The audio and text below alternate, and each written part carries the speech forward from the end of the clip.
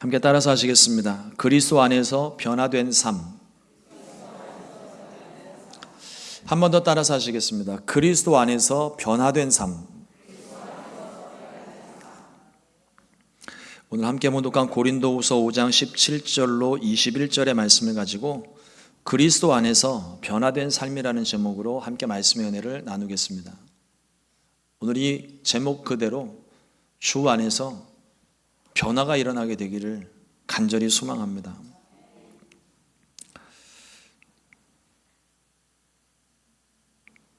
목회에 대한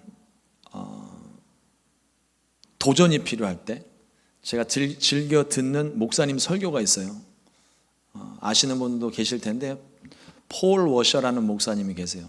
되게 젊은 목사님이신데 메시지는요 굉장히 강렬합니다. 듣고 있으면 심장을 막 이렇게 후벼 파는 것 같아요. 굉장히 강렬한 말씀을 그냥 여과 없이 그냥 막 쏟아내시는 목사님. 그래서 이 시대에 꼭 제 느낌입니다만 침례 요한 같은, 그래서 회개와 바른 그리고 거룩한 삶에 대한 메시지를 강렬하게 전하고 계시는 목사님인데요. 이 목사님이 한 번은 미국 교회에 큰 파장을 불러일으키는 메시지를 선포하신 적이 있어요. 그 짤 영상이나 뭐 다른 어떤 캡처된 사진들이 간간히 이렇게 도는데 최근에 이게 너무 자주 보여서 이 말씀이 무엇인지 좀 더 귀 기울여 보고 생각을 해보는데 그 내용을 간단히 요약을 해서 전해드리자면, 교회 처음 나온 사람들 결신기도 한 번 하면 구원받았다고 하는데 기독교 역사상 이런 이단이 없다고 선포해 버리셨어요. 말씀의 핵심은요, 결신기도가 필요 없다는 게 아닙니다.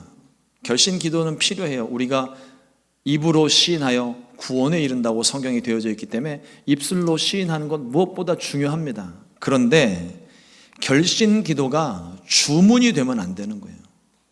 결신기도만 했다고 구원받는 게 아닙니다. 결신기도의 내용처럼 살아야 되는 거예요. 예수님을 나의 주인으로 모셔드리고 이제는 천국 백성으로 살겠습니다 고백을 했으면 실제 예수님을 내 삶의 주인으로 모셔야 되고, 그 말씀 고백대로 말씀대로 순종하면서 사는 삶, 하나님의 거룩한 천국 백성으로 하나님의 자녀로 살아가는 삶이 실제로 이어져야 된다는 거죠. 단순하게 결신기도만 했다고 구원받았다고 하는 건 이단이라고 아주 그냥 단정지어서 이야기를 해버린 거예요. 근데 그 이야기를 들으면서 사람들이 뭐 덜어는 웃기도 하고 뭐 이렇게 됐었나 봐요. 그랬더니 갑자기 태도와 표정이 싹 변하면서 지금 다른 사람에게 얘기를 하는 게 아니라 여러분들한테 하는 거라고. 혹시라도 제가 지금 이렇게 여러분들에게 설명을 드리고 있는데 나는 구원받았으니까 나와는 상관없는 이야기라고 듣지 않게 되시길 바랍니다. 제가 이 말씀을 드리는 이유는 구원받은 일이 과거 어느 시점에서 내게 일어났던 사건이 되면 안 돼요. 구원받은 일은 과거 어느 시점에서 사건처럼 시작됐을지는 몰라도 그 사건은 여전히 내게 유효한 사건입니다. 여전히 내가 그 구원받은 존재로 살아가고 있어야 되는 거예요. 과거에 구원받았던 기억이 아니라 지금 내가 구원받은 삶을 살아야 된다는 걸 말씀을 드리는 거예요. 구원받은 사람들의 결과는요, 변화된 삶으로 나타납니다. 변화된 삶이 구원의 열매예요.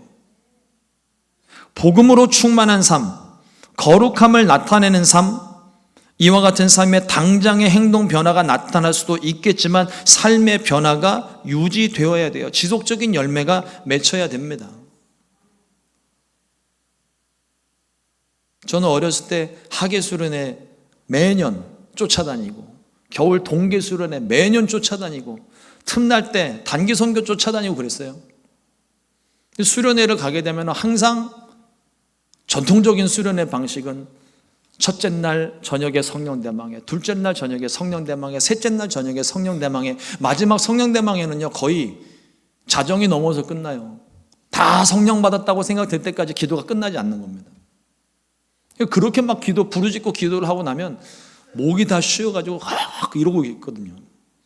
그렇게 막 뜨겁게 기도하고 성령 받은 은혜를 가지고 삶을 이제 집에 돌아와가지고 생활을 시작을 하면 기도도 더 열심히 해야 될 것 같고 예배도 더 열심히 드리고 어떤 때는 뭐 한 달에 한 번씩 11조 금식도 하고 뭐도 하고 말씀도 있고 전도도 하고 계획이 많아요. 진짜 변화된 삶을 사는 것 같습니다. 하루가 지나고 이틀이 지나고 한 3일 정도 지나면 약발 다 떨어져요. 조금 센 목사님 말씀을 들으면 한 일주일 가요. 거기에 내 의지와 노력이 더해지면 한 달까지도 갑니다. 근데 길지 않아요. 다시 원위치가 되는 거예요. 그렇다고 해서 제가 성령 대망회 때 수련회 가가지고 은혜를 못 받은 게 아닙니다. 은혜는 충만하게 받아요. 근데 그 은혜 받은 것이 과거의 사건으로 머물러 버릴 때가 많습니다. 말씀드리고 싶은 건 과거에 구원받은 사건, 은혜 받은 그 모든 일들이 그 과거의 사건에 머물 것이 아니라 그게 그때로부터 지금까지 쭉 이어져야 된다는 거예요. 여러분들 요즘 밭에다가 텃밭 꾸미면서 씨앗도 심어보시고 하잖아요. 씨앗을 심는다고 다 열매 맺히는 게 아니잖아요. 심어놓고 끝나는 겁니까? 매일같이 물을 줘야 되고 가지를 쳐줘야 되고 손이 자꾸 가요. 자꾸 이렇게 해 주어야 비로소 나중에 열매가 맺혀지는 것처럼 우리의 삶에도 구원받은 것이 또 과거에 은혜 받은 것이 과거의 어느 사건이 되면 안 되고 그것이 계속 유지가 되고 지속이 되어져야 비로소 우리의 삶에 변화받은 구원받은 열매가 맺혀지게 되는 거예요. 말씀을 준비를 하면서 홍해바다와 요단강물이 갈라진 차이에 대해서 한번 생각을 좀 깊이 한번 해봤습니다. 여러분, 홍해바다는요, 하나님께서 밤새도록 갈라놓으시고 갈라진 길, 성경에 보면 마른 땅을 걷게 하셨다고 그랬어요.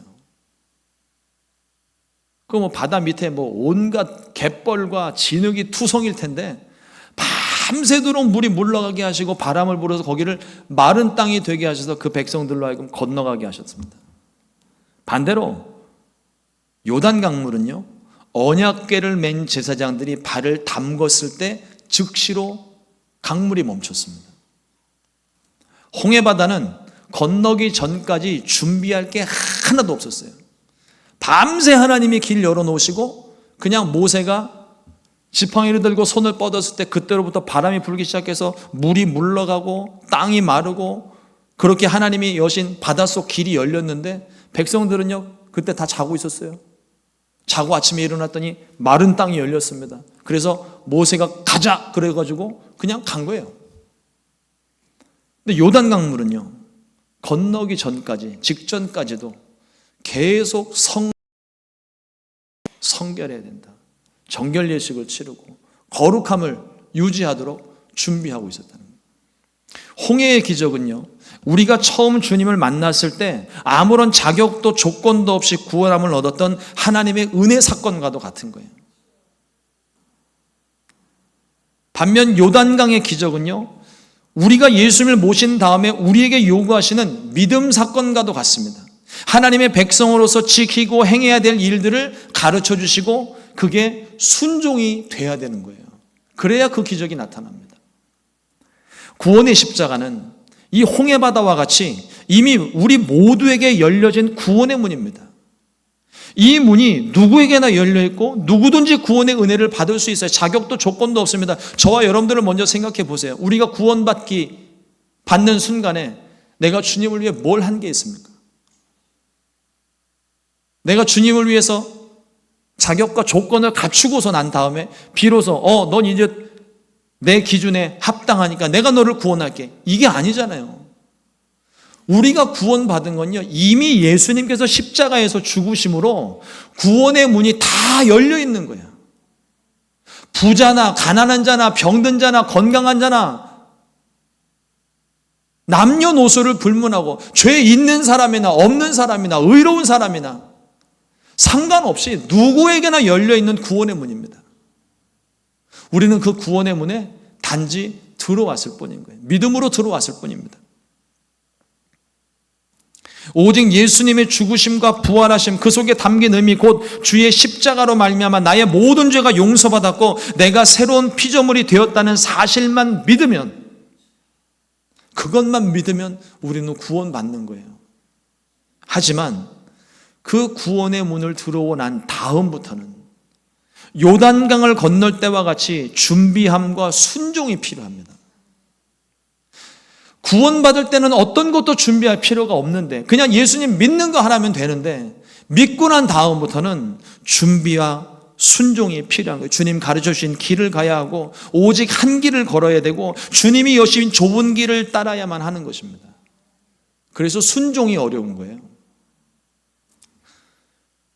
여러분, 순종은요, 말로 할 땐 되게 쉬워요. 가라면 가고 오라면 오고 서라면 서면 순종하는 거예요. 그냥 저는 제 짧은 인생 속에 제일 속 편했던 때가 군대에 있을 때였었어요. 제가 포병이었었는데 몸은 힘들죠. 제가 아주 무슨 땡보직을 얻어서 아주 그냥 놀자판으로 군생활을 하는 건 아닙니다. 저도 열심히 땀 흘렸고 옷도 찢어지고 훈련도 많이 받았는데 몸은 너무 힘들어요. 그런데 세상 그렇게 마음 편할 수가 없어요. 중대장님이 오늘 여기다가 진지를 설치해라 그러면 포 들고 가서 거기다 포 설치해 놓으면 되는 거예요. 한참 설치를 했는데 중대장이 갑자기 여기가 아닌가요? 저쪽으로 가자 그러면 또 여기 포 풀어서 저쪽에 가서 포 설치해야 되는 거예요. 거기 가서 설치를 했는데 갑자기 연대장님이 또 명령이 내리면 저쪽에다가 진지를 만들라면 가서 만들면 되는 거예요. 땅 파고 진지 구축해 놓고 포 설치하고 위장하고 비상 걸리면 얼굴에다 크림 쫙 발라놓고 총 들고 앉아서 그냥 하루 종일 기다리는 게 그게 군대 일이거든요. 몸은 되게 힘들어요. 일과가 끝나고 씻고 나면 그냥 코 골면서 자기 바쁩니다. 근데도 마음이 편안한 거예요. 걱정할 것도 없고 염려할 것도 없고 책임질 것도 없고 그냥 시키면 시키는 대로 군대 용어로 그냥 까라면 까는 거예요. 그냥 책임질 것도 없고 뭐가 걱정이 되겠어요.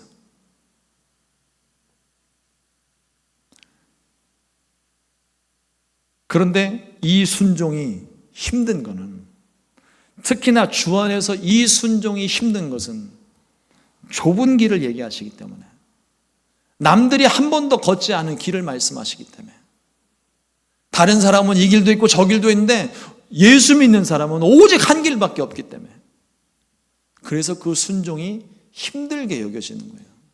여러분, 이 순종이 내가 져야 되는 십자가입니다. 여러분들이 다 져야 되는 십자가예요. 말씀대로 사는 삶, 단순해 보이지만 결코 쉽지 않은 길입니다.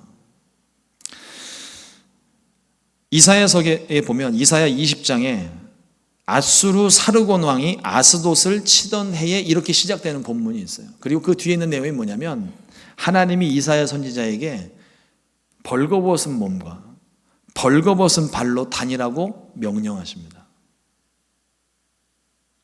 이스라엘이 아수르의 그 힘과 권력 앞에 하나님을 의지하는 것 대신 애굽을 의지했기 때문에, 이스라엘이 의지했던 애굽과 구스 사람들이 아수르의 포로가 되어 벌거벗겨진 채로 끌려갈 것을 행동 예언으로 보여주신 거예요. 이스라엘에 향한 행동 예언이 아니라 아수르와 구스 사람, 이스라엘 사람들이 거의 하나님과 같이 믿고 의지했던 그 애굽 사람들을 전쟁에서 지기 위해서 포로로 끌고 가는 그 모습을 행동 예언으로 보여주겠다는 거예요. 벌거벗은 몸과 벌거벗은 발로.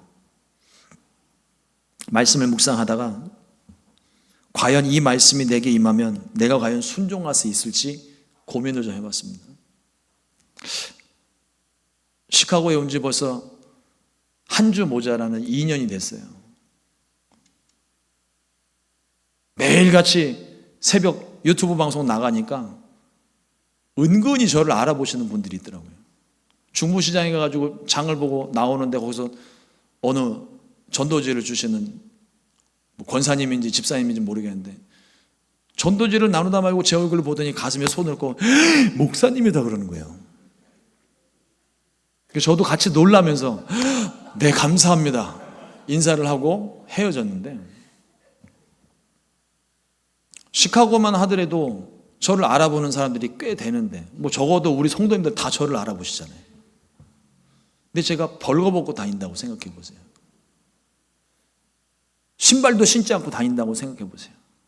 여러분들이 뭐라고 생각하시겠습니까? 우리 목사님이 미쳤네 드디어. 또 요즘은 다들 핸드폰들 가지고 있어서 무슨 사건만 터지면 핸드폰으로 동영상 찍고 사진을 찍어 자꾸 SNS에 올려요. 미국에 요만큼 아는 사람들한테 그냥 미치고 끝났으면 다행인데 사진이 올라가면 전 세계로 퍼집니다. 여기 미국에서 일어나는 일을 저기 동남아시아에 있는 선교사님이 알고 전화를 주실 정도예요. 걱정이 되고 두려움이 많습니다. 이게 할 수 없을 것 같은 거예요. 분명히 내가 하나님께 받은 말씀임에도 불구하고 아마 이 이야기를 누군가에게 가서 상담을 털어하면 다시 한번 기도해 보라는 둥, 왜 그러느냐는 둥, 옆에서 말릴 것이고, 무엇보다도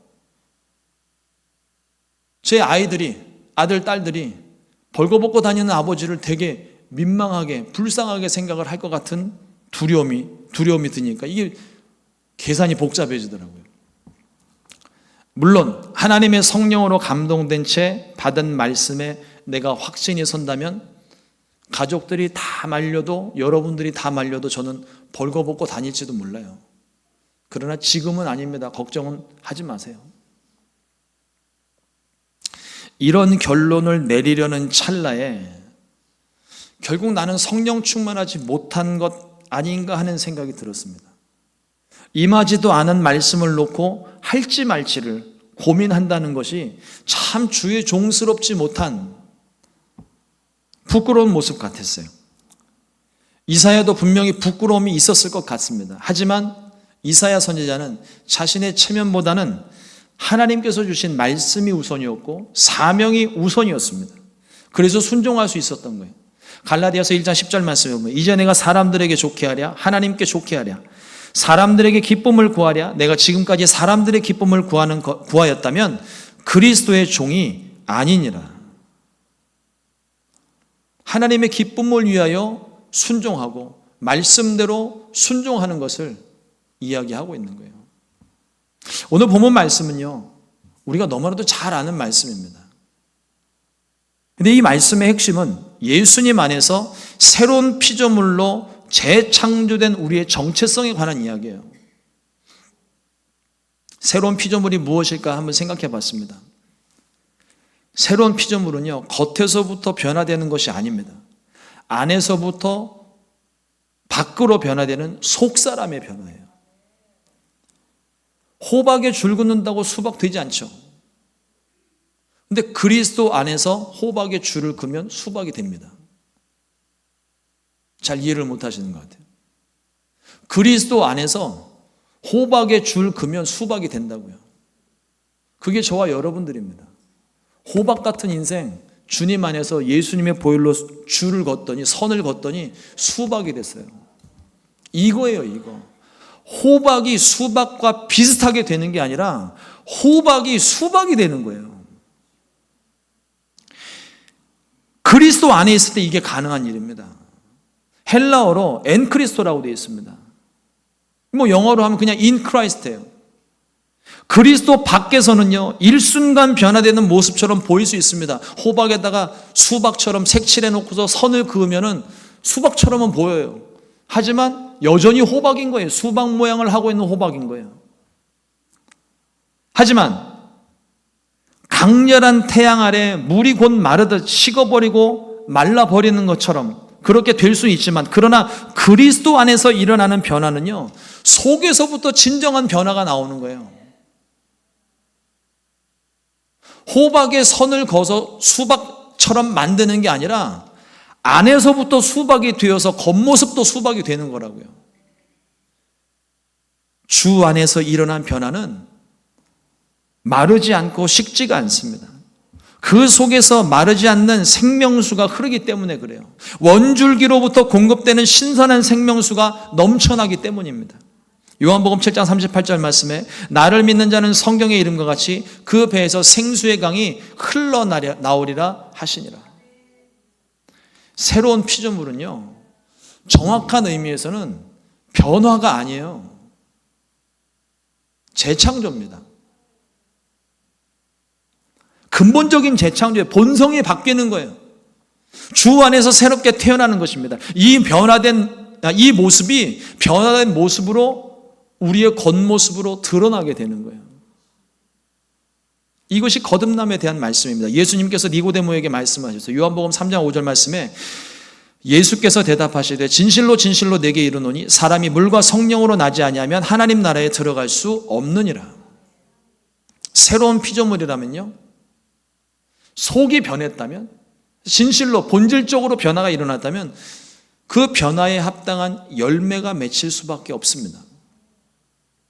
옛날에 맺었던 열매 중에 가장 좋은 열매를 맺는 것이 아니라 속 사람이 바뀌었기 때문에, 이 속이 본질이 바뀌었기 때문에 열매 자체가 바뀌는 거예요. 열매가 나타나야 됩니다. 열매로서만 평가될 수 있기 때문에 그래요.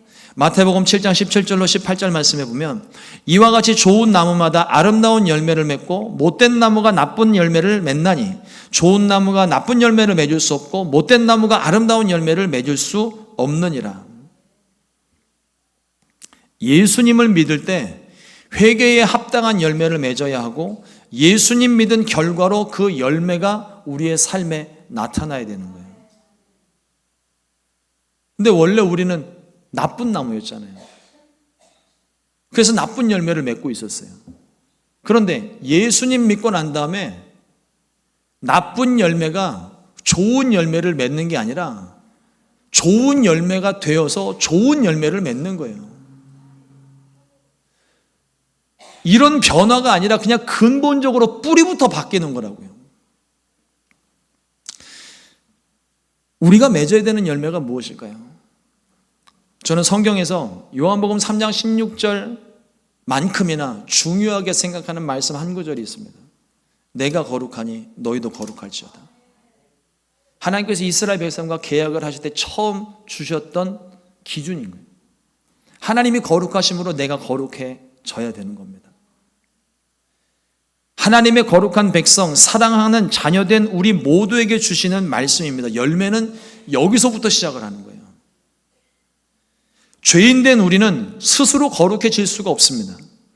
하지만 예수 그리스도의 십자가로 죄에서 우리가 용서함을 받았고 의롭게 되었어요. 다시 말씀을 드립니다. 우리 스스로는 우리가 절대로 거룩해질 수 없어요. 그래서 예수님이 우리 가운데 오신 겁니다. 예수님이 십자가에서 흘리신 보혈로 우리의 지난 모든 죄, 내가 가지고 있는 모든 죄, 인류가 가진 모든 죄를 주님 말끔하게 씻어주셨어요. 죄 짓고 넘어지고 쓰러지고 욕심 부리고 고집 부리죠. 하지만 그래도 상관없습니다. 이제는 예수님의 보혈로 말미암아 우리의 모든 죄가 사함 받았고 나는 죄인이었지만 이제 주님이 의인이라고 부르시는 거예요. 이 의는 나의 의가 아닙니다. 내가 거룩해질 수 없는 것처럼 내 의를 나타낼 수가 없는 거예요. 하나님, 주님께서 내게 베푸신 의예요. 주님의 의입니다. 하나님의 의인 거예요.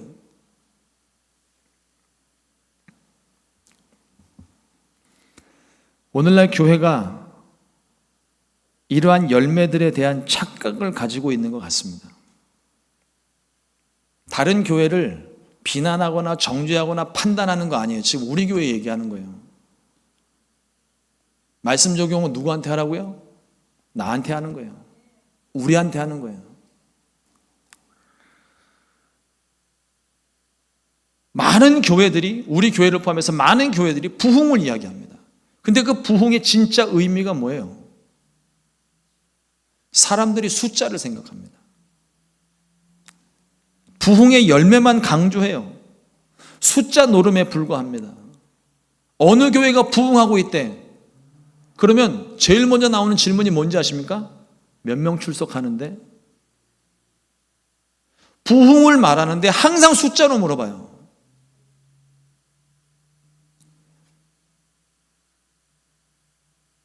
어느 교회를 담임하고 있습니다. 가서 인사를 하면요, 몇 명 출석합니까? 물어봐요. 그게 왜 중요하죠?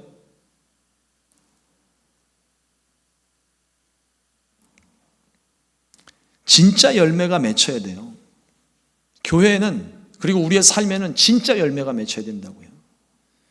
회개의 열매, 의의 열매, 생명의 열매, 거룩의 열매, 복음의 열매, 이것은 숫자적인 의미만을 얘기하지 않으며 질적인 의미를 말하고 있습니다. 본질이 바뀌는 거예요.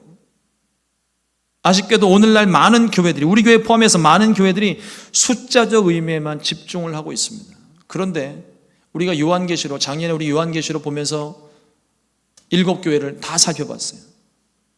예수님께서 그 교회를 향한 말씀 중에 어느 교회고, 칭찬과 책망이 있었음에도 불구하고 어느 교회고 숫자를 가지고 칭찬하시거나 숫자를 가지고 책망하신 적이 한 번도 없습니다. 그저 주님 말씀하시는 건 더 뜨거워야 하고 더 충성해야 되고 더 성령 충만하라고 말씀을 하십니다. 이게 무엇을 의미하는 걸까요? 질적인 의미에 주님이 더 의미를 두고 계신다는 겁니다. 주님에게는 숫자가 별로 의미 없어요. 본질을 얘기해요, 본질. 우리가 말하는 부흥이 숫자적 부흥이 목적이 되면 안 돼요.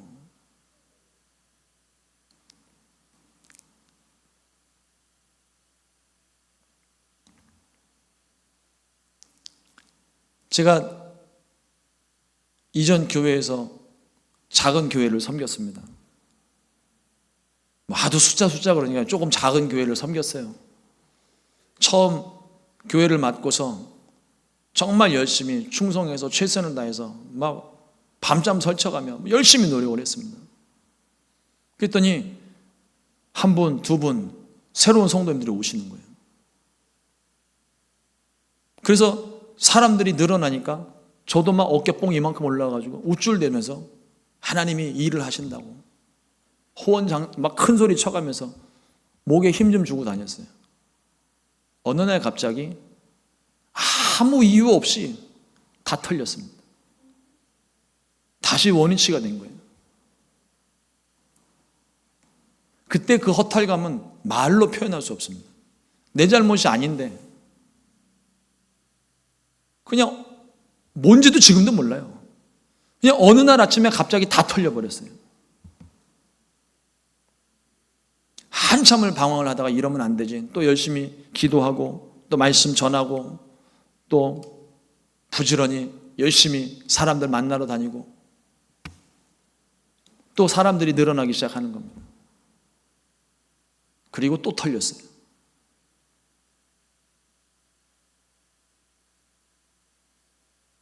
작은 교회는요, 그런 일이 너무 자주 일어나요. 조금 모아놓으면 털리고 모아놓으면 털리고 모아놓으면 털리고 그때마다 마음이 막 천국과 지옥을 왔다 갔다 해요.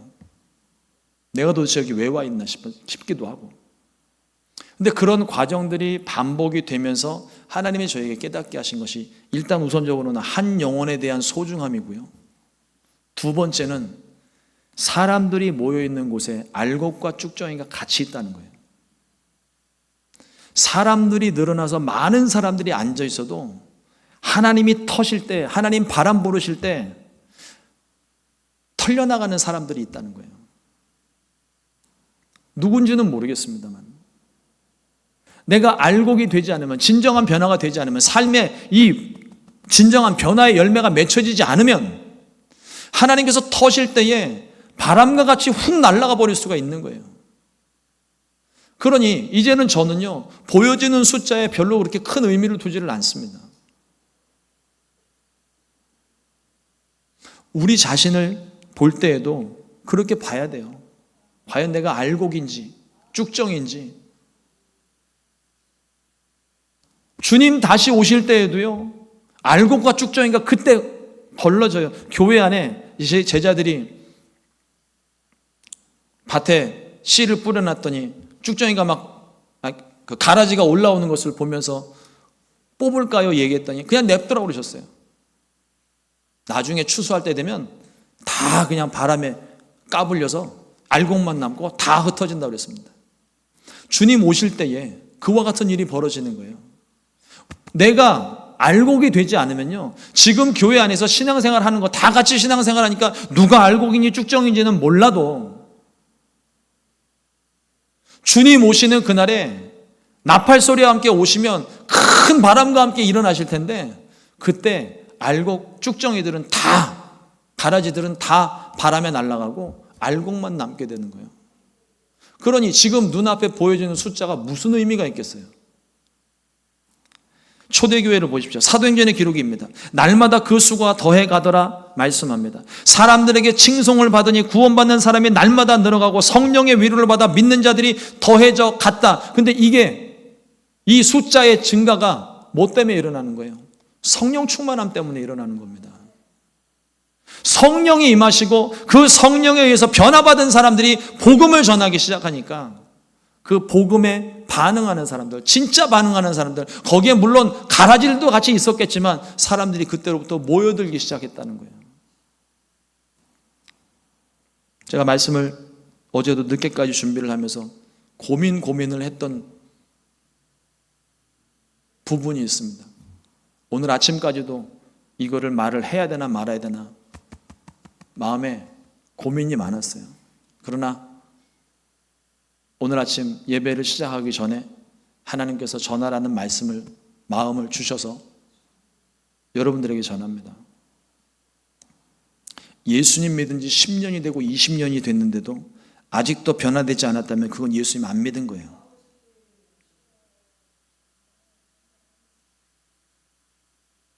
예수님 믿는다고 말하면서도 아직도 내 삶의 주인이 나라고 생각하기 때문에 좀처럼 변화가 일어나지 않는 겁니다. 성경에서 예수님 만난 사람은 다 변했어요. 여러분들이 구원받은 은혜가 없다는 게 아닙니다. 우리가 다 예수님 만났기 때문에 지금 여기 앉아 있는 거예요. 그런데 만나는 순간만 그렇고 실제 우리의 삶에서, 세상 속에서 나의 삶이 변화되지 않으면 예수님 안 만난 것과 똑같은 거예요. 안 믿는 거하고 똑같은 거예요. 세상 속에서 믿지 않는 사람들과 구별됨 없이 이건 믿는 사람인지 안 믿는 사람인지 구별되지 않는다면 예수님 왜 믿는 겁니까?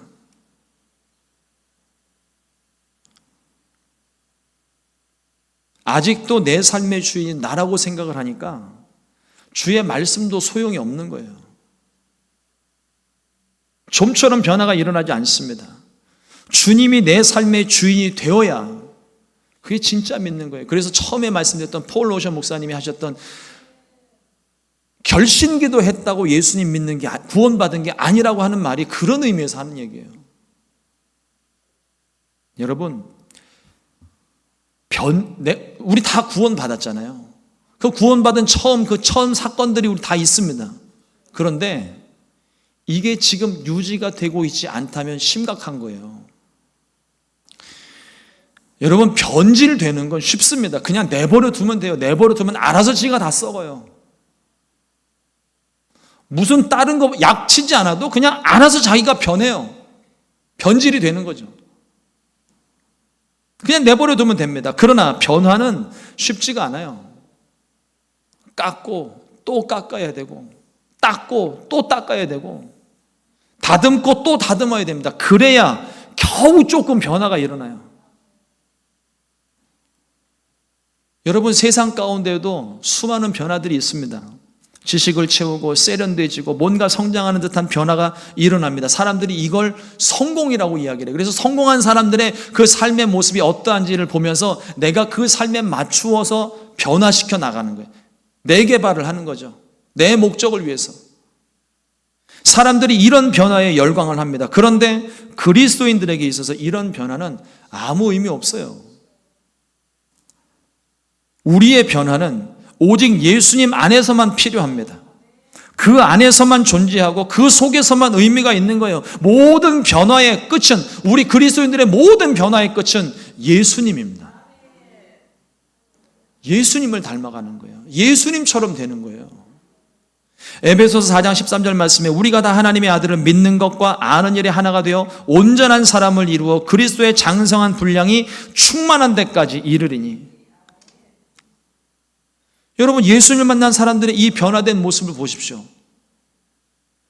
가장 대표적인 사람이 누구예요? 바울 아닙니까? 예수님 믿는 사람들을 잡으려던 사람이 이제는 예수님을 믿는 사람이 되어서 예수님 잡으려는 사람들의 대상이 돼서 도망다니고 붙잡혀가고 매질을 당하고 있습니다. 이런 큰 변화가 있을까요? 베드로를 보십시오. 예수님 잡히시던 날 밤에 다 도망갔고 자기 말로는요 절대로 그런 일 없다고, 난 주와 함께 죽을 거라고 얘기를 해놓고 1시간도 안 지나서 예수님 곁을 떠나버린 겁쟁입니다. 그리고 예수님 잡히시던 그 자리에서, 그 예수님 신문 받은 그 자리에서 모른다고 3번 부인하고 저주까지 했던 사람이에요. 그랬던 이 사람이 나중에는 위대한 사도로 쓰임을 받습니다. 무슨 변화가 일어난 걸까요? 부활의 주님을 만났어요. 성령님을 받았습니다. 그들의 환경이 변한 게 아니에요. 성령님이 오시니 충만해지니까, 예수님 만나니까 그들이 담대해졌습니다. 복음의 열정이 생겼어요. 그들을 가로막는 일들이 많았지만 막히지가 않아요. 위협하는 것들이 많았지만 그들이 결코 두려워하지 않습니다. 물러나지를 않아요. 오직 성령으로만 가득히 채워졌기 때문에 어떤 것도 그들을 막지 못했습니다. 고린도후서 4장 8절로 10절 말씀에 그것을 이렇게 표현합니다. 우리가 사방으로 우겨쌈을 당하여도 쌓이지 아니하며 답답한 일을 당하여도 낙심하지 아니하며 박해를 받아도 버림받지 아니하며 거꾸로 뜨림을 당하여도 망하지 아니하고 우리가 항상 예수의 죽음을 몸에 짊어짐은 예수의 생명이 또한 우리 몸에 나타나려 함이라. 예수님의 생명을 우리가 가지고 있으면 세상이 우리를 뒤덮고 세상이 우리를 가로막고 세상이 우리를 묻어놔도 절대로 감추어지지 않는 거예요. 결국은 그 예수의 생명이 나타나게 되어 있습니다. 제가 말씀을 준비하다가 이번에 참 감동적인 예화 하나를 발견을 했는데 오늘 그 말씀을 좀 드려드릴게요. 아프리카 오지에서 의료 선교를 하시는 선교사님입니다. 병원을 만들어서 운영을 하시는 거예요.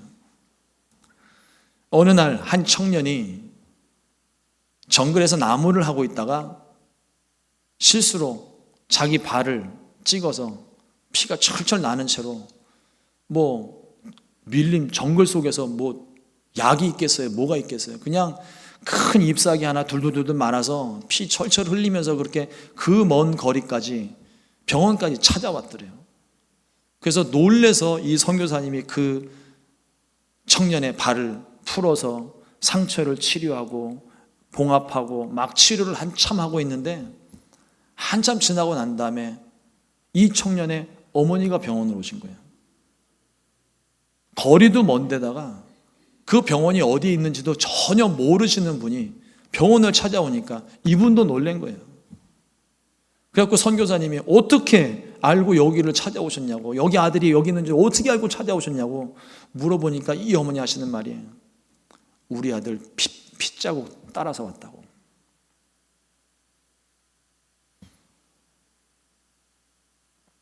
이 선교사님이 그때 큰 감동을 받은 거예요. 어머니의 모성애가 아니라 그 모습을 보면서 십자가에서 피 흘리신 예수님의 핏자국을 보고 날마다 그 예수님을 따라가는 삶이 이게 진짜 그리스도인의 삶이라는 걸 깨달은 거죠.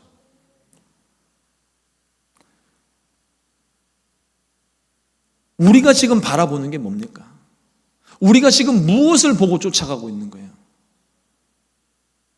우리 자신을 향하여서 진지하게 진솔하게 한번 내 자신에게 질문을 한번 던져 보십시오. 나는 예수님을 믿고 변화된 삶을 살고 있는가? 나 진짜 변했나? 물어보시고요. 또 나는 지금 무엇을 보며 무엇을 따라가고 있는가? 한번 물어보세요. 내가 지금 뭘 보고 쫓아가고 있는지. 성공한 사람들의 발자국을 지금 따라가고 있지는 않습니까? 아니면 예수님의 핏자국을 보고 따라가고 있습니까? 예수님의 십자가를 바라보고 따라간다면 변화되지 않을 사람이 없어요. 예수님이 말씀하신 대로, 내게 베푸신 그 사랑대로, 그 사랑에 힘입어서 내가 그 말씀대로 순종을 하며 나아가는데 어떻게 사람이 안 변할 수 있습니까? 예수님 만난 사람은 다 변했어요. 성경 가운데에도 갑자기 변한 사람도 있지만 점차로 변화된 사람도 있어요. 중요한 거는 얼마나 빨리 변했느냐가 아니라 얼마나 지금까지 변화되고 있느냐예요.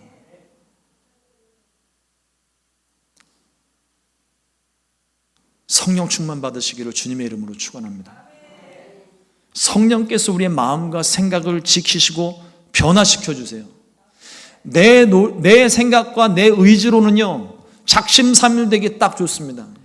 그러나 성령으로 충만하게 되면 작심삼일을 넘어 주님 오시는 그날까지 내가 이 성령의 충만함을 유지하고 있는 이상 나의 변화된 삶은 계속 이어져 갈 거예요.